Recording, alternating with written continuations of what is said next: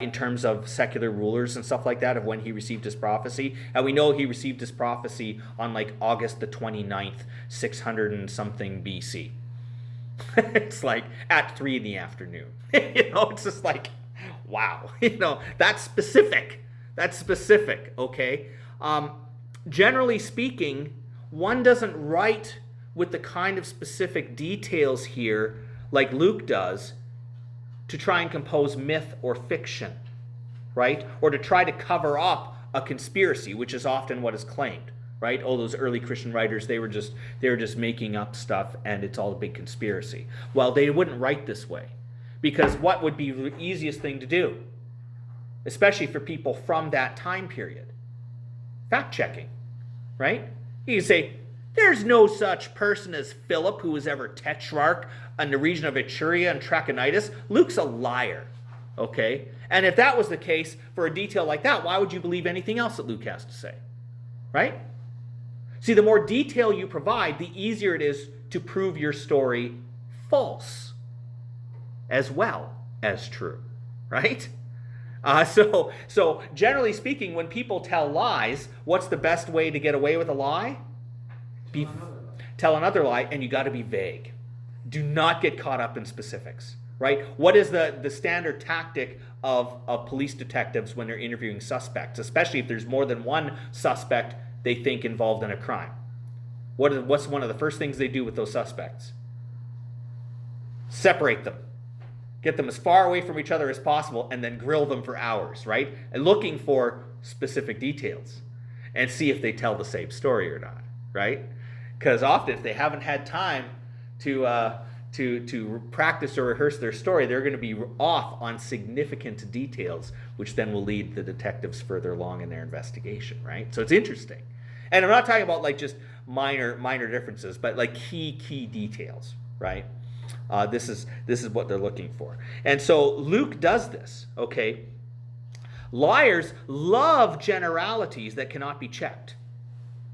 But those telling the truth are not afraid to pile on large amounts of historical detail, much like the Gospels do. And you see this throughout the Gospel accounts. They provide all sorts of details. Sometimes it's almost like it's just a throwaway, offhanded remark, but it provides significant detail proving that these guys were actually there, that they know what they're talking about. When they talk about the certain gate that Jesus went through with his disciples one day. And you find out, historically speaking, yeah, there was a gate at that time period, and it was there in that place, right where they said it was. And again, if this was written hundreds of years after the fact, how would people necessarily know that that was there in Jerusalem when Jerusalem, you will recall, was completely leveled in 70 AD by the Romans? Gone. Most of the residents of Jerusalem killed, right, for rebellion against the empire. So to have this kind of level of specific detail means that these people were actually there at the time that they're talking about. Okay? They were eyewitnesses of these things. And we'll see how, later on, we'll see how archaeology backs them up. Okay? Backs them up. Okay, what else does Simon Greenleaf say? He says they also had the opportunity to accurately record their works. Matthew and John were within the original apostolic circle and directly witnessed the events they record. Luke and Mark were close associates of this circle, and their work indicates that they checked out the facts carefully and systematically. Okay? So that's they had the opportunity to do this. Some people have argued, not successfully, but they try, that people in the ancient world just weren't literate enough to do this kind of thing. But actually, the literacy rate for Jews, particular in the ancient world, was rather good. Okay? Because what is one part of a rite of Jews, especially men, into adulthood, as it were? What do they call that? You got to read a whole bunch of the Torah. You got to read a whole bunch of the Torah in Hebrew. Okay? At the bar mitzvah, That's what they have to do. So they all have at least a modicum of literacy. Just to become a man in Jewish society, you would have had to do that. Okay? Plus, some of these guys were no dummies. What was Matthew? What was his job before he became a disciple of Jesus? Wasn't he a tax collector? He's a tax collector. You don't think he knew how to read and write? Probably multiple languages. I mean, he had to correspond with the empire in Greek or Latin, for one. Plus, he would have had to know Hebrew as a Jew. He would have also known Aramaic, because Aramaic was the regular language of the day, the common people in that area. So we forget sometimes that ancient peoples generally spoke at least 3 or 4 languages. At least. I mean, they were interacting with people all the time, and they had to learn to speak these languages. That's just the way it was. So we don't give the ancient people enough credit, in my opinion, for how smart they were. Okay, John, you think, well, he was just a simple fisherman. Well, remember, James and John, they had a fishing fleet. Okay, with Peter, right? They were partners with Peter and Andrew. James and John, their father Zebedee, they had a fishing fleet on the Sea of Galilee. These were businessmen. These were not idiots. These guys knew some stuff. Okay? So would they be literate to a certain extent? Sure. Chances are they were. And you can see that reflected in their writings. Okay, St. Peter's epistles, for example, the Greek that he uses isn't overly sophisticated. It's not. Okay? And we recognize, even John's, his Greek that he uses in his gospel, not overly sophisticated. It's profound, don't get me wrong. The ideas he conveys are profound in that, but the Greek is actually fairly simple. John is one of the easiest gospels to read in the original Greek, okay, by far. Compare that with Luke. What was Luke? A doctor, highly educated. His Greek, much more challenging, okay? St. Paul, what was he? Why, he was a Jew of Jews, of course. He was a Jew of Jews? Synagogue and everything. Right. Then he went rogue and started messing with the church. Right, yeah. He's still a smart guy. He was a Pharisee of Pharisees. He was trained by Gamaliel, the top rabbi in the world at that time. He was highly, highly educated. And his Greek in his epistles shows it. Okay? His use of rhetoric, Greek rhetoric and things in his letters, his argumentation, shows he's trained. He is a trained theologian, a trained philosopher. And it shows. It's reflected in the writings. Okay? But just because you have some guys on the one end of the spectrum who are super highly educated, it doesn't mean you can't have other guys writing New Testament documents who aren't as well educated as they were. Right? They still knew stuff. And that's important for us to remember. Okay? The ancient people were no dummies. They just weren't. We have to give them more credit than that. In addition, Simon says, hostile witnesses abounded in those early days in which this material circulated. Right? So they start writing between 50 and 90 AD. Who's still alive at that time period? A bunch of folks that were witnesses. A bunch of folks that were witnesses, and a bunch of folks who didn't like Christians were there too, right? Were the Jewish authorities still around? You betcha they were. Okay? Could they have put a stop to this stuff? Absolutely. Okay? The equivalent of cross-examination in a courtroom existed as both the Roman authorities and the reigning Jewish religious leaders had every motive, means, and opportunity to refute the early writings of the eyewitnesses. They did, right? They had every motive, means, and opportunity to refute these documents that were in circulation at the time. The lack of any primary source work whatsoever refuting these 4 accounts is important. Okay? They don't refute it. You don't say, they're lying, the body is over here, we have it, this is all just a bunch of make-believe. They don't say that. Why can't they say that? Because everybody knows the body of Jesus is gone. So what do they circulate? What do the Jewish leaders circulate a story of? The disciples stole the body.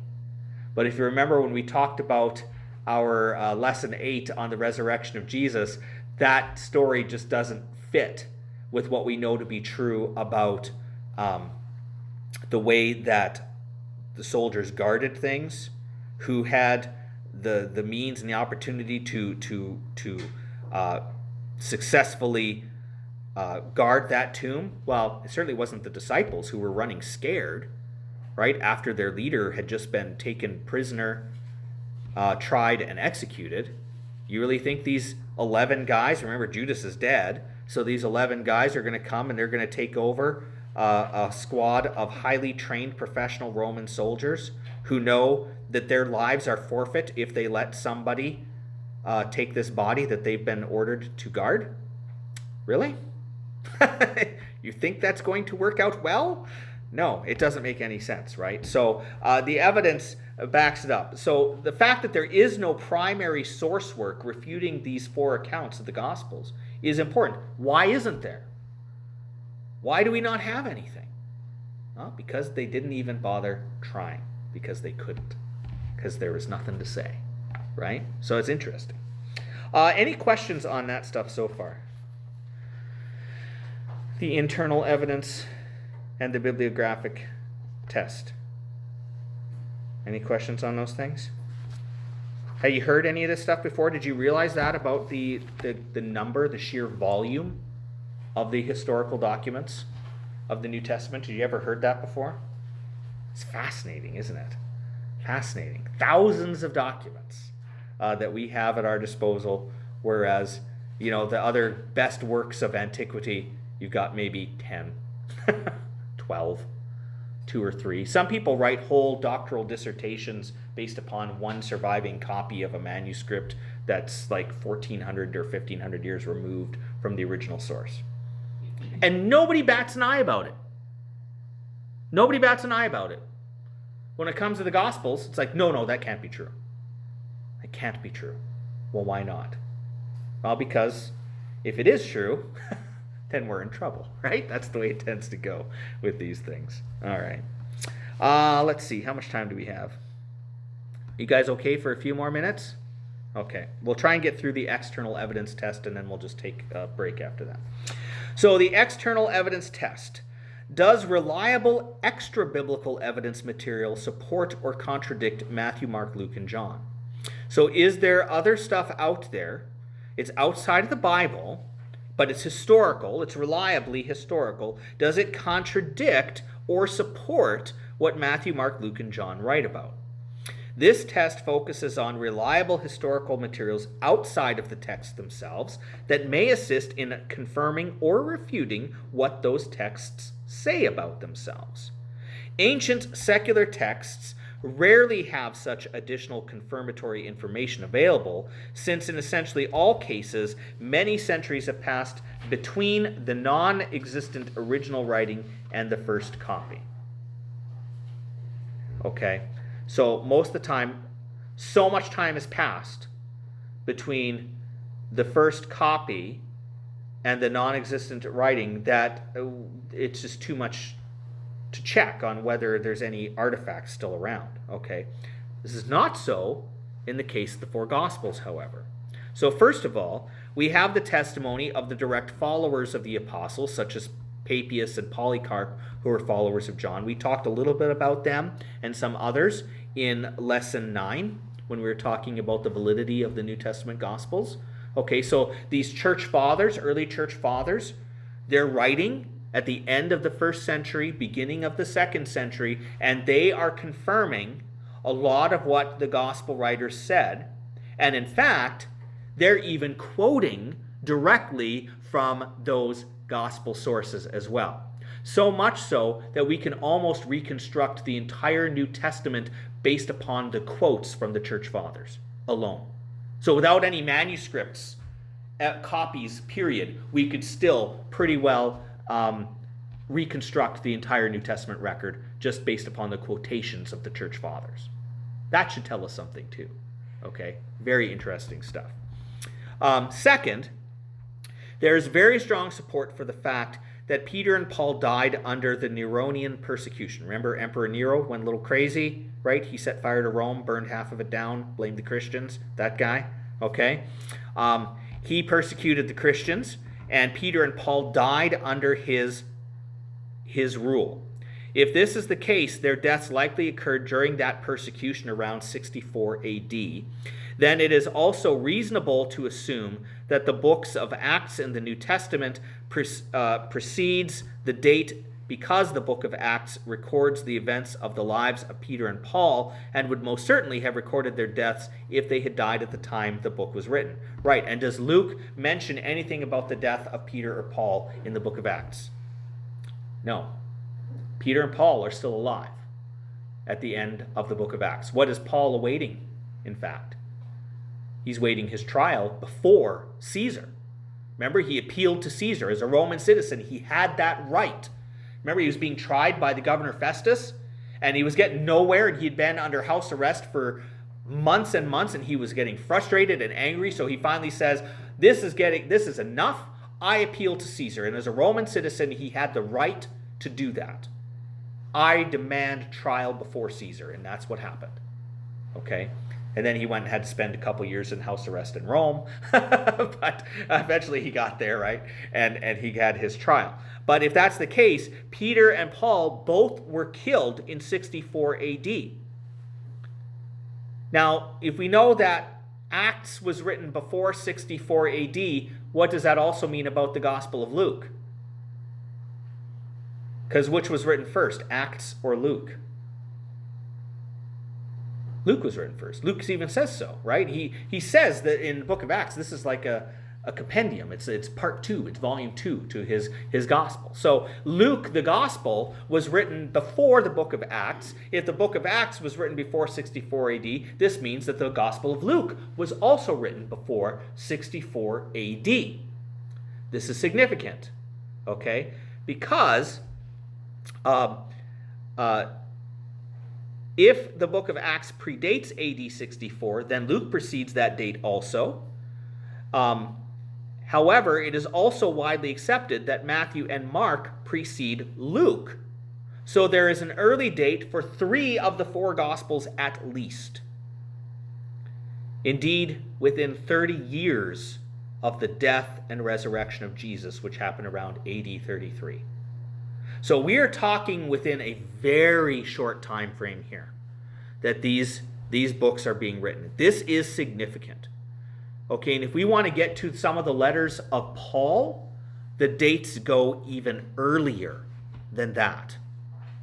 Okay, we're talking within 15 to 20 years of the Gospels events themselves for Paul's epistles.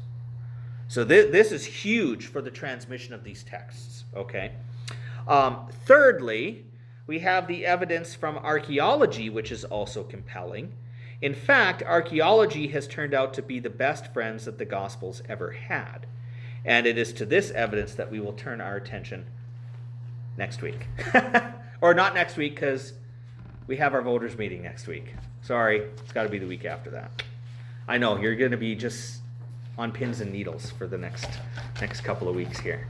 But isn't this interesting? Isn't this fascinating to see how everything goes together? And everything goes to an earlier date for these things. I would even argue that the Gospel of John was also written before 70 AD, because John does not mention the destruction of Jerusalem or the temple. And throughout John's gospel, he talks about Jesus' fulfillment of certain prophecies that Jesus prophesies. Well, Jesus prophesies at the beginning part of John's gospel that the temple will be destroyed, right? So if John's writing after 70 AD, why wouldn't he put in a parenthetical comment there saying, oh, look, Jesus was right. This happened. We've all seen it. But he doesn't mention it. So it seems to me fairly consistent with the internal testimony of the Gospel of John that John also was written prior to 70 AD. So that is a very early date for all 4 Gospels. Okay? And that we have their copies within 100 years, less than 100 years after that even. So it's pretty amazing stuff.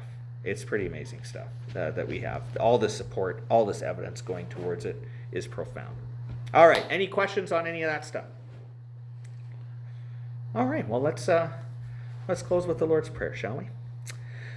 Our Father, who art in heaven, hallowed be thy name. Thy kingdom come, thy will be done, on earth as it is in heaven. Give us this day our daily bread, and forgive us our trespasses, as we forgive those who trespass against us. And lead us not into temptation, but deliver us from evil. For thine is the kingdom, and the power, and the glory, forever and ever. Amen.